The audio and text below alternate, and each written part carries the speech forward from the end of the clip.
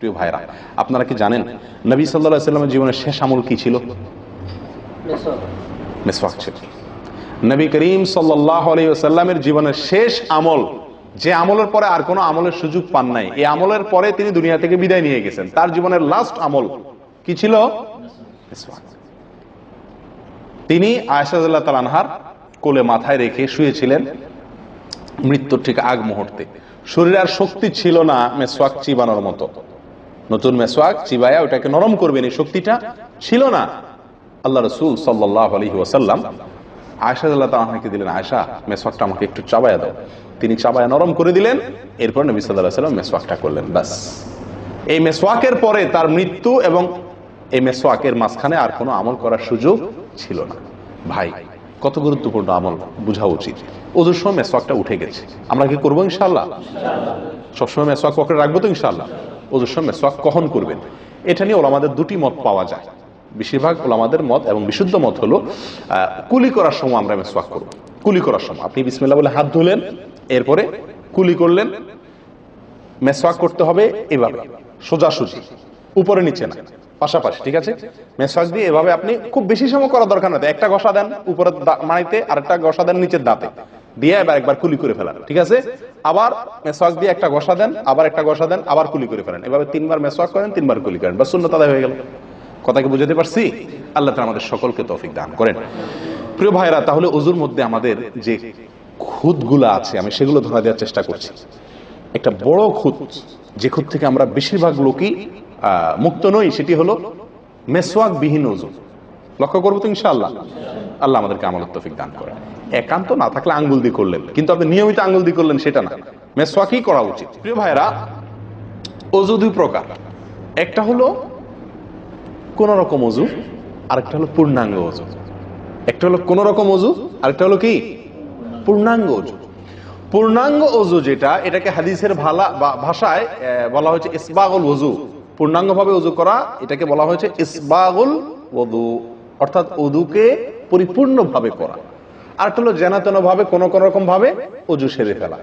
আমরা সাধারণত সারাদিন যে ওযুটা করি, সারা জীবন যে ওযুটা করে আসছি, সেটা হলো যেন তেন ওযু বেশিরভাগ লোকের। ইল্লা মান রাহিমা রাব্বি, হাতে গোনা কিছু লোক আমরা আছি যারা ইসবাগুল ওযুর যে নির্দেশ সেটা পালন করতে সক্ষম হয়েছি, অর্থাৎ ওযুটা পূর্ণাঙ্গ করতে পেরেছি। প্রিয় ভাই বন্ধুগণ, ইসবাগুল ওযু এর নির্দেশ নবী সাল্লাল্লাহু আলাইহি ওয়াসাল্লাম বিভিন্ন জায়গায় দিয়েছেন, বিভিন্ন জায়গায়, বহু হাদিসে আসছে। তোমরা ওযুকে আসবিগুল ওযু, আসবিগুল ওযু, তোমরা ওযুকে পরিপূর্ণ করো, ওযুকে পূর্ণাঙ্গভাবে করো, সঠিকভাবে করো, যথাযথভাবে করো। তার মানে নবী সাল্লাল্লাহু আলাইহি ওয়াসাল্লাম জানতেন যে ওযুতে যথার্থতার খেলাফ প্রচুর পরিমাণে হয়ে থাকে, আর সেজন্য তিনি সাবধান করেছেন আসবিগুল ওযু, অর্থাৎ ওযুকে তোমরা পূর্ণাঙ্গভাবে করো, সুন্দরভাবে করো, যথার্থভাবে করো। কথা কি বুঝাতে পারছি? যেহেতু ওযুর বিষয়ে আমাদের গাফলতি আছে বা গাফলতি থাকার কথা, সেজন্য নবী সাল্লাল্লাহু আলাইহি ওয়াসাল্লাম আমাদেরকে বলেছেন ওযু করো, এটা না, বলেছেন আসবিগুল ওযু, অর্থাৎ আকমিলুল ওযু, ওযুকে পরিপূর্ণভাবে করো, সুন্দরভাবে করো, যথাযথভাবে করো। ওযুর যে ফজিলত, ওযুর যে ফজিলত মুসলিম বর্ণিত হাদিসে আসছে, নবী সাল্লাল্লাহু আলাইহি ওয়াসাল্লাম বলেছেন যে ব্যক্তি পরিপূর্ণভাবে ওযু করবে, পরিপূর্ণভাবে ওযু করবে, ভালোভাবে ওযু করবে, এবং ওযুর শেষে কালিমাতুশ শাহাদা যেটা আছে, আশহাদু আল্লা ইলাহা ইল্লাল্লাহু ওয়াহদাহু লা শারীকা লাহু ওয়া আশহাদু আন্না মুহাম্মাদান আবদুহু ওয়া রাসূলুহু, এই কালিমায়ে শাহাদা পাঠ করবে ওযুর শেষে, এই ব্যক্তির জন্য আল্লাহ সুবহানাহু ওয়া তাআলা জান্নাতের সমস্ত দুয়ার খুলে দিবেন। তাহলে আমরা বলতে পারি জান্নাতের 8 দুয়ারের সমস্ত দুয়ারের একটা রিমোট এখানে নবী সাল্লাল্লাহু আলাইহি ওয়াসাল্লাম আমাদেরকে বাতলা দিয়েছে। একটি রিমোট, এই এক রিমোট টিপের সঙ্গে সঙ্গে 8 দরজা সব খুলে যাবে। সেটা হলো ওযুকে কি করা? পরিপূর্ণভাবে করা, সুন্দরভাবে করা, এবং এর শেষে, ওযুর শেষে কালিমাতুশ শাহাদা পাঠ করা, আশহাদু আল্লা ইলাহা ইল্লাল্লাহু ওয়াহদাহু লা শারীকা লাহু ওয়া আশহাদু আন্না মুহাম্মাদান আবদুহু ওয়া রাসূলুহু। আপনি পাঠ করলেন, জান্নাতের সমস্ত দুয়ার এর রিমোট যেন টিপ দিলেন। এই 3টা কাজ করলেন, মানে কি? জান্নাতের 8 দরজার একটি কমন রিমোটে টিপ দিলেন, আপনি সবগুলো পটপট খুলে যাবে, যে কোনো দরজা দিয়ে আপনি জান্নাতে দাখিল হতে পারবেন ইনশাআল্লাহ। প্রিয় ভাইরা, তাহলে হাদিস থেকেও বোঝা গেল যে যে কোনো দরজা দিয়ে ঢুকতে হলে ওযুটা হইতে হবে পরিপূর্ণরূপে ওযু, ইসবাগুল ওযু। অতএব ওযু আমার পরিপূর্ণ হচ্ছে কিনা এই বিষয়টা একটু যাচাই করা দরকার কি দরকার না?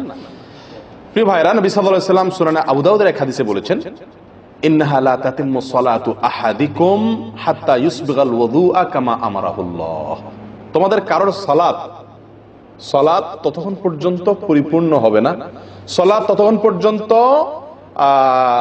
সুন্দর হবে না, পূর্ণাঙ্গ হবে না, সালাতে পূর্ণতা আসবে না যতক্ষণ না তোমরা ওযুকে ঠিক আল্লাহ যেভাবে করতে নির্দেশ করেছেন ওইভাবে পরিপূর্ণভাবে না করো।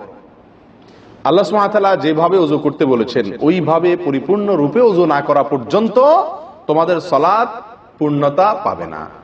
তাহলে সালাতের পূর্ণতা পাওয়ার জন্য ওযুটি হইতে হবে, ওযু না শুধু। আমরা জানি যে সালাতের জন্য ওযু করতে হয় না, ওযু করলেই শুধু সালাতের পূর্ণতা আসবে না, ওযুটা হইতে হবে আল্লাহ যেভাবে নির্দেশ করেছেন সেভাবে, যথাযথ উপায়ে এবং সঠিকভাবে। দ্বিতীয় যে ভুলটি হয় ভাই, 100-তে 99 জনের বলবো, তার চেয়ে বেশি হতে পারে, 1000-এর ভিতরে 10 জন মানুষের হয় কিনা আমার সন্দেহ আছে এই কাজটা সঠিকভাবে করতে পারি না। সেটা হলো ওযুর সময় মিসওয়াক করা।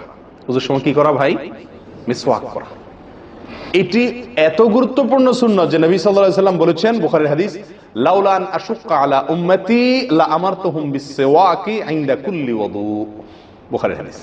নবী সাল্লাল্লাহু আলাইহি ওয়াসাল্লাম বলেন, আমার উম্মতের জন্য যদি কঠিন না হতো, তাদের জন্য কষ্টের কারণ না হতো, তাহলে আমি তাদেরকে বাধ্যতামূলক করে দিতাম, ফরজ করে দিতাম কি?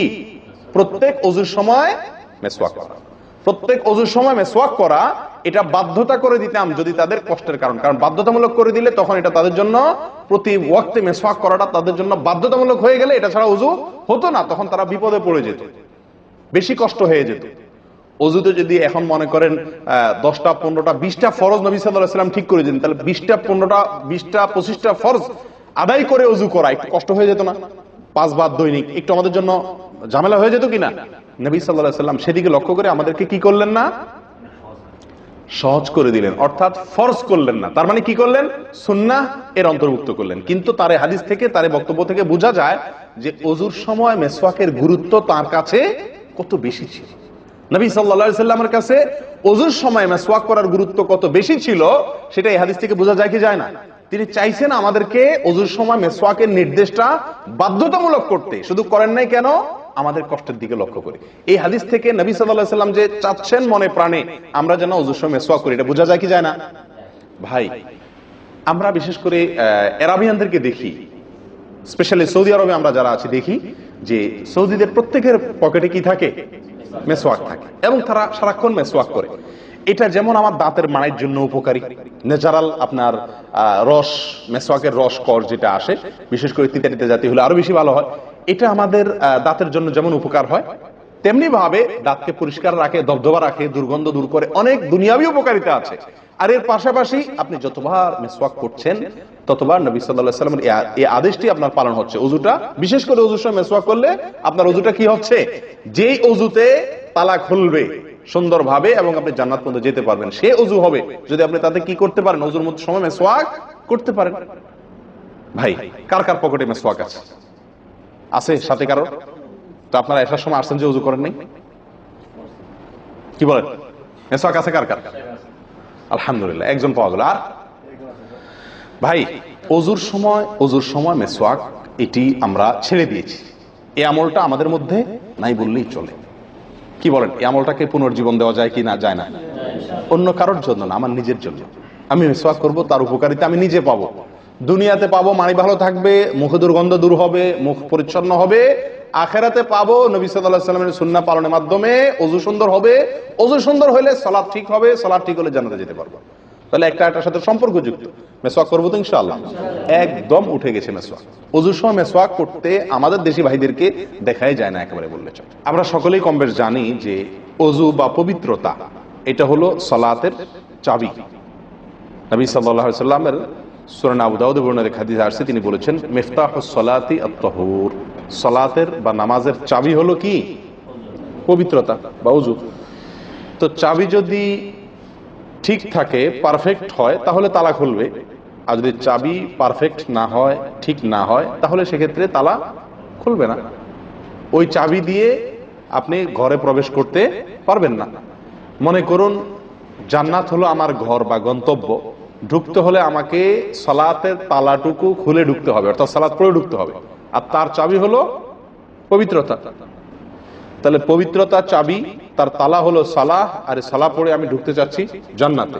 তাহলে আমার শেষ গন্তব্যে, অর্থাৎ আমি যে জায়গাটা যেতে চাচ্ছি সেই জায়গায় জান্নাতে যেতে হলে আমার সালাত ঠিক হতে হবে, আর সালাত ঠিক হতে হলে তার চাবি ঠিক থাকতে হবে, তালা ঠিক থাকতে হলে, তালা খুলতে হলে চাবি ঠিক থাকতে হবে। সেটা হলো কি? সালাত, তাহারাত বা পবিত্রতা। তো পবিত্রতার সবচাইতে কমন পবিত্রতা হলো অজু। এই অজুর বিষয়ে আমাদের বেশ কিছু ত্রুটি, বেশ কিছু ভুল ভ্রান্তি হয়ে থাকে। অজুর যে ভুলগুলো হয়তো আপনিও করেন, আমরাও করছি প্রতিনিয়ত, কিন্তু জানি না। তো সেগুলো নিয়ে আমরা সংক্ষেপে আলোচনা করব। নবী সাল্লাল্লাহু আলাইহি সাল্লাম বুখারী মুসলিমের হাদিসে আসছে, তিনি বলেছেন, লা তুকবালু সালাতুন বিগাইরি তাহুরিন, পবিত্রতা ছাড়া কোনো সালাত কবুল হবে না। কোন সালাত আল্লাহর কাছে অ্যাকসেপ্টেড, গ্রহণযোগ্য হবে না কি ছাড়া? তাহারাত ছাড়া, অজু ছাড়া। অতএব এই অজু, এটা পূর্ণাঙ্গ হলে সালাত পূর্ণাঙ্গ হবে, সালাত পূর্ণাঙ্গ হলে জান্নাতে যাওয়া সহজ হবে ইনশাআল্লাহ। অতএব একটা আরেকটার সাথে সম্পর্ক যুক্ত বিধায় সবকিছুর আগে, সালাতেরও আগে আমাকে লক্ষ্য করা দরকার আমার অজু বা তাহারাতটা কি হচ্ছে কিনা, ঠিকঠাক হচ্ছে কিনা।